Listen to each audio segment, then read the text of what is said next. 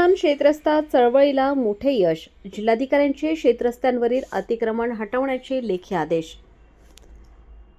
शेत तिथे रस्ता या हक्कासाठी सुरू असलेल्या शिवपाणंद शेतरस्ता चळवळीला अखेर मोठे यश मिळाले आहे. नाशिकचे अप्पर जिल्हा दंडाधिकारी रोहित कुमार राजपूत यांनी चळवळीचे प्रणेते शरद भाऊ पवळे यांच्या निवेदनाची दखल घेत शेतरस्त्यांवरील अतिक्रमणे हटवून रस्ते मोकळे करण्याबाबत तातडीने कार्यवाहीचे लेखी आश्वासन दिले आहे.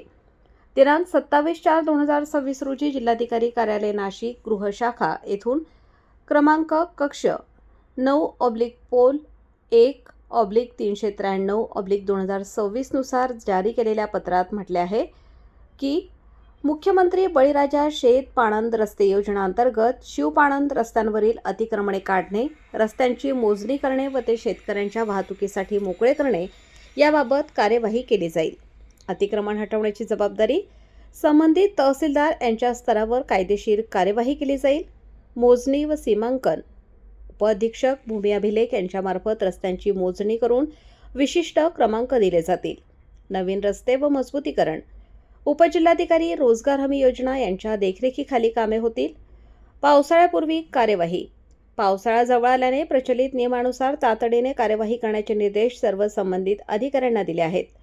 पत्रात स्पष्टपणे नमूद केले आहे की शासन शेतकऱ्यांच्या सर्वांगीण विकासासाठी सकारात्मक असून आपण उपस्थित केलेल्या प्रश्नांची तातडीने दखल घेऊन त्वरित कार्यवाही केली जाईल.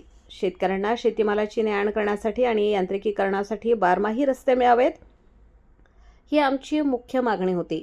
अनेक वर्षांपासून शिवपाणंद रस्त्यांवर अतिक्रमण झाल्याने शेतकऱ्यांना प्रचंड त्रास सहन करावा लागत होता. जिल्हाधिकारी आयुष प्रसाद यांनी आमच्या मागण्यांना गांभीर्याने घेत लेखी आश्वासन दिले. हा शेतकऱ्यांच्या सातत्यपूर्ण संघर्षाचा विजय आहे. शेत तिथे रस्ता हा हक्क आता प्रत्यक्षात उतरणार आहे. महाराष्ट्र राज्य शिवपाणंद शेतरस्ता चळवळीच्या माध्यमातून गेल्या अनेक वर्षांपासून राज्यभरातील गाव नकाशावरील पाणंद व शिवरस्ते अतिक्रमणमुक्त करण्यासाठी आंदोलन सुरू आहे. शेतात जाण्यासाठी रस्ता नसल्याने ट्रॅक्टर, पेरणी यंत्रे नेता येत नाहीत, माल बाहेर काढता येत नाही, अशा हजारो तक्रारी शेतकऱ्यांच्या होत्या. वृत्तसंकलन समाधान केदारे, कार्यकारी संपादक, देवळा.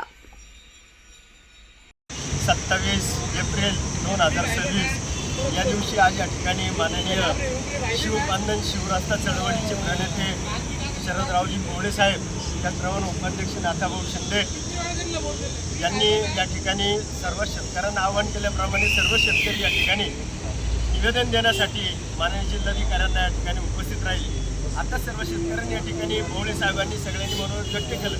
आमचं म्हणणं असं आहे की जसं तुम्ही 143ला नियम दिला की जर पहिला रस्ता असताना दुसरा दिला तर त्या अधिकाऱ्यावर शिस्तभंगाची कारवाई होईल. परंतु आमचं म्हणणं असं आहे की जर आमचं निवेदन दिल्यानंतर तुम्हाला शासनाने नियम लावून दिला, 7 दिवसात दखल घेतली पाहिजे, फार्मर ID आधार कार्ड बंद केले पाहिजे, व यांच्यावर शिस्तभंगाची कारवाई झाली पाहिजे.